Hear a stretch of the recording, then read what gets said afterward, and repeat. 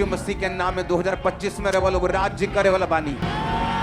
रवा लोग बच के चले वाला ना, बल्कि रवा लोग राज्य करे वाला बानी यीशु मसीह के नाम में। 2025 में रवा लोग रोएम ना, बल्कि हंसे, और ये हंसी बढ़ते जाए। हम भविष्यवाणी करतनी जवान लोग पर, तू लोग हजारों लाखों नशा करे वाला लोग के आजाद कर दे वालो यीशु मसीह के नाम में। तू लोग स्टेट खाती, देश खाती आशीष के बरकत के कारण बन वालो यीशु मसीह के सामर्थ्य नाम में।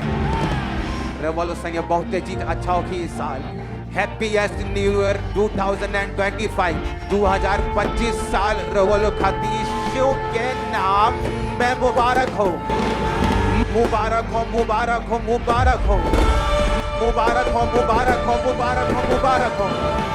Be filled with the happiest year of your life in the name of Jesus. भविष्यवाणी करता नहीं, शैतान शर्मिंदा हो, हीरो आगे बढ़े। वो अभिषेक जौन राव लोग के ऊपर होगी, वो अभिषेक जौन राव लोग की जिंदगी पर होगी, काहे के शैतान के मीसते जाए।